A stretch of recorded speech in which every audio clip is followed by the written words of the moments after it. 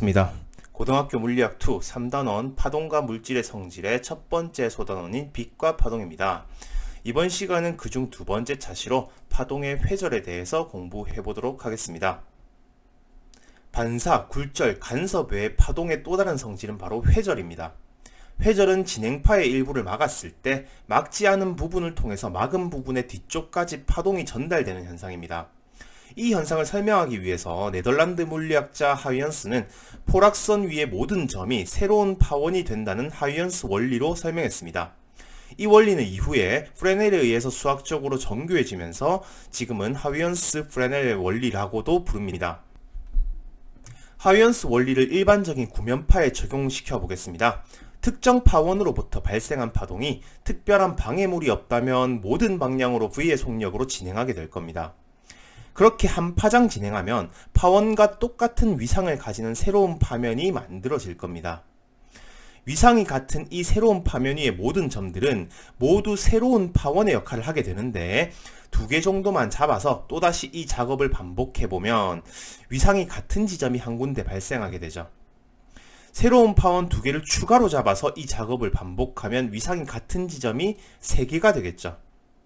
새로운 파원을 무한히 늘리면 다음 위상이 같은 지점은 여기에 모두 접하는 포락선을 형성하게 됩니다. 이 파면이 파원과 위상이 같은 그 다음 위치들이 되겠죠. 이 과정을 반복하면 구면파가 만들어지는 원리를 하위언스 원리를 통해 설명이 가능하게 됩니다. 물론 파면 사이 간격이 꼭 한 파장일 필요는 없습니다. 여기서는 그리기 좋게 한 파장을 썼지만 하나의 포락선을 만드는 점들의 집합은 자기들끼리의 위상만 같으면 됩니다.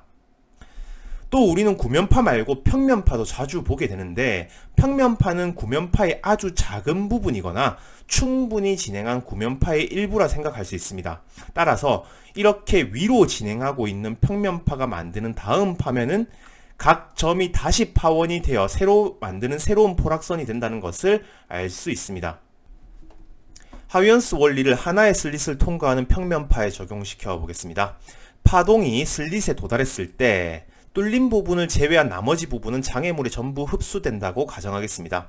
그러면 남아있는 파면의 각 부분이 새로운 파원이 되어서 다음 포락선을 형성하기 때문에 장애물 뒤쪽까지 파동이 전파되게 되는 거죠. 따라서 간섭 단원에서는 별다른 설명 없이 바로 적용했지만 모든 소스에서 모든 방향으로 빛이 진행하고 우리는 그것의 간섭 결과를 보게 된다고 해석해도 되는 겁니다. 즉 슬릿 하나에서도 빛이 모든 방향으로 나가게 되는 거죠. 간섭 단원에서는 두 개의 점광원에 의한 간섭 무늬를 다뤘지만 이제 실제 슬릿에 의한 무늬를 따져보기 위해서 다중 점광원에 대한 간섭 무늬를 생각하겠습니다. 두 개의 점광원에서도 했듯이 광원 사이 간격을 A, 광원으로부터 스크린까지 거리를 L로 두고 5개의 점광원에 의해서 스크린 위에 임의의 점 P에 나타나는 간섭 무늬를 분석하겠습니다. 먼저 빛의 경로가 평행하진 않지만 광원으로부터 스크린까지 거리가 충분히 멀다는 가정하에 모든 광선 경로가 평행하다고 볼 수 있습니다.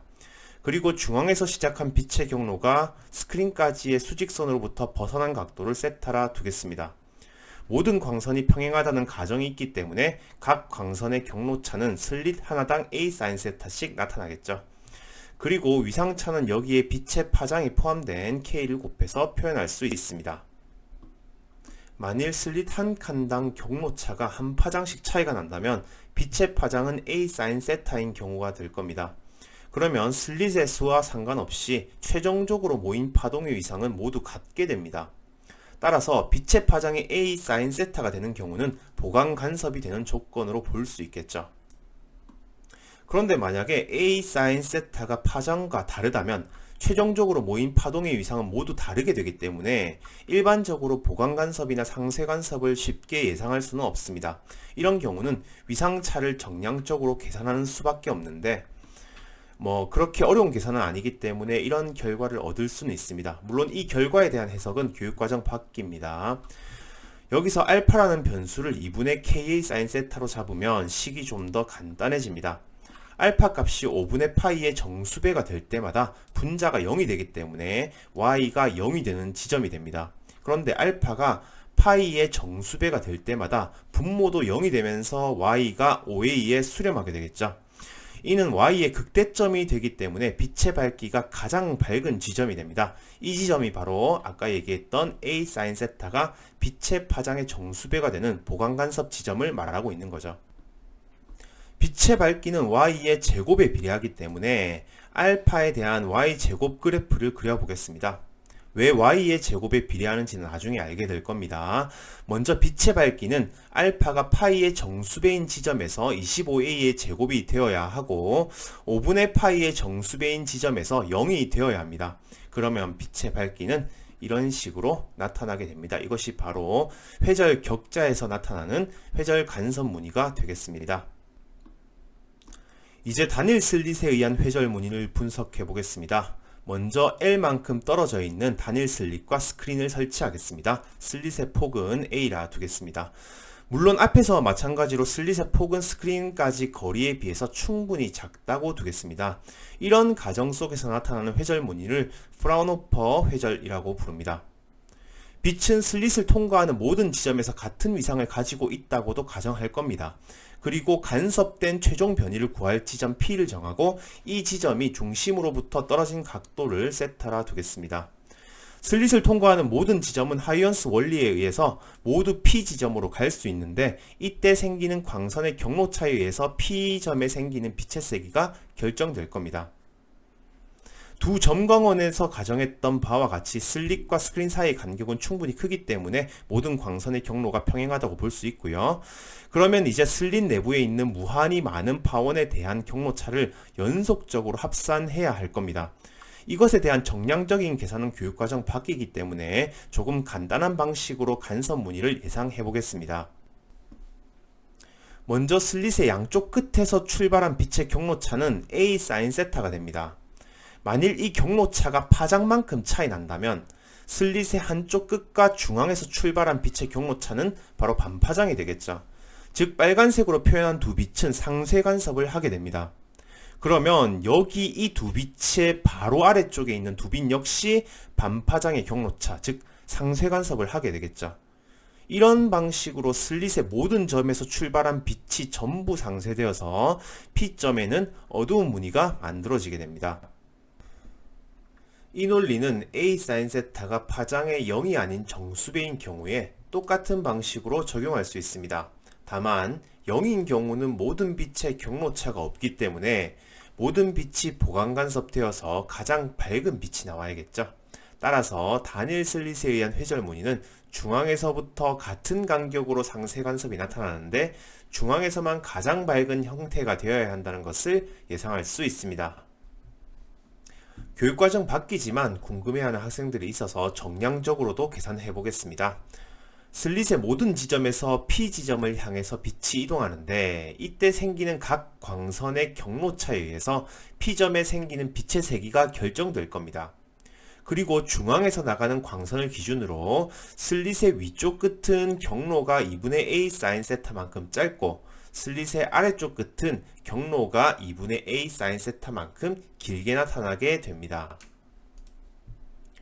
이걸 연속적으로 합하기 위해서 먼저 슬릿 내의 Z축을 잡고 슬릿 내 무한소 광원의 폭인 DZ를 잡습니다. 이 위치는 중심으로부터 경로차가 -Z sin 세타가 되는 지점이 되겠죠. 따라서 무한소 광원에서 점 P에 도달한 파동의 무한소 변이는 진폭 A에 대해서 A sin -KZ sin 세타 DZ가 됩니다. 물론 이 변이는 슬릿의 중심으로부터 P에 도달한 빛의 위상에 대한 상대 위상이겠죠. 그러면 이제 점 P에서의 최종 변이는 이 무한소 빛을 모든 슬릿에 존재하는 광원에 대해 적분해서 그 값을 구할 수 있습니다. 다중 점광원과 같이 2분의 K의 sin 세타를 알파로 정리하면 최종 변이 Y가 좀 더 간단히 정리됩니다. 식이 결과를 잘 보면 알파가 파이의 0이 아닌 정수배일 때 변이가 0이 되는 것을 알 수 있습니다. 이 조건이 바로 앞에서 다뤘던 것 같이 A sin 세타가 파장의 0이 아닌 정수배라는 뜻이 됩니다. 만약 알파가 0이 되면 즉 세타가 0인 지점에서는 최대 변이가 나온다는 것도 얻을 수 있습니다. 따라서 다닐 슬릿에 의한 회절무늬, 즉 각도에 대한 빛의 세기는 y제곱의 값을 따져야 하고 그 결과는 이렇게 나타나게 됩니다. 강한 회절무늬의 첫 번째 극소점은 m이 1이 되는 곳입니다. 혹은 세타의 입장에서 사인 세타가 a분의 람다가 되는 곳이기도 하죠. 이 결과는 실험 결과에 나타나는 중앙무늬의 크기를 결정해주는 척도가 될 겁니다. 이건 a분의 람다가 클수록 회절이 잘 된다는 이야기가 되기도 하겠죠. 이걸 말로 표현하면 슬릿의 폭이 좁을수록 파장이 길수록 회절이 잘 된다고 볼 수 있습니다. 회절의 중요한 예시로 X선의 회절을 이용해서 고체 결정을 분석하는 방법을 소개하겠습니다. 먼저 고체 결정이 있고 여기에 파장이 람다인 X선을 쏘아줍니다. 그러면 특정한 각도에서 강하게 반사하게 되는데 이 지점에 스크린을 놓고 반사되는 빛을 보면 2차원 회절 무늬가 나오는 것을 볼 수 있습니다. 특정 방향으로 강하게 반사한다는 것은 결정 속에서 반사의 법칙을 만족할 수 있는 반사면이 존재한다는 건데요. 이건 고체 결정이 규칙적으로 놓인 면으로 만들어질 수 있습니다. 물론 이게 실제 반사면이 된다는 것을 이해하려면 고체 물리학이라는 좀 어려운 과목을 공부해야 합니다. 여기서 이걸 브래그 반사라 부를 건데 아직은 잘 몰라도 되고 지금은 그냥 받아들이기로 하겠습니다. 어쨌든 스크린에 밝은 빛이 나타나기 위해서는 서로 다른 반사면에서 나온 빛이 보강간섭해야 하는데요. 우리는 이 조건으로부터 규칙적인 반사면 사이의 간격 D1을 구할 수 있습니다. 그런데 사실 결정의 반사면은 이렇게도 나타날 수 있죠. 여기서 나타나는 보강간섭 조건은 아까와 달라지기 때문에 고체 결정으로부터 밝은 무늬를 얻을 수 있는 각도가 달라지게 됩니다. 보통 고체 속의 원자 간격이 수 나노미터 정도 되기 때문에 결정 구조를 잘 볼 수 있는 빛은 이 크기와 비슷한 X선이 됩니다. 이번에는 CD 표면에서 회절 무늬가 어떻게 나타나는지 보겠습니다. 먼저 CD 표면은 랜드와 피트를 만들어서 데이터를 표현하기 때문에 각 랜드에서 빛을 일정한 방향으로 반사하는 회절 격자의 역할을 할 수 있습니다. 여기서 반사되어 나오는 각도를 세타라 두고 랜드 사이의 간격을 a라 뒀을 때 반사되어 나오는 빛의 세기는 a 사인 세타가 람다가 되는 지점마다 강하게 나타났었습니다. 그 말은 색깔별로 보강간섭되는 각도가 다르다는 뜻이고 이건 CD 표면에서 각도마다 주로 보이는 색깔이 랜드의 간격에 따라 정해져 있다는 뜻이 됩니다. 따라서 우리가 CD 표면을 보면 다양한 파장의 색깔이 각도에 따라 분리되어 보이게 되겠죠. 정리하겠습니다. 파동은 하이언스 원리에 따라서 파원이 만드는 포락선 위의 모든 점이 새로운 파원이 되고 이런 상황을 계속적으로 반복하면서 전파하는 것으로 해석할 수 있었습니다. 이렇게 설명하면 회절 현상이 매우 자연스럽게 설명되는 것도 확인했었죠. 또 다닐 슬릿을 통과한 빛은 중앙에 밝은 무늬를 만들고요. A 사인 세타가 파장 람다의 0이 아닌 정수배가 되는 지점마다 어두운 회절 무늬를 만드는 것도 확인했습니다.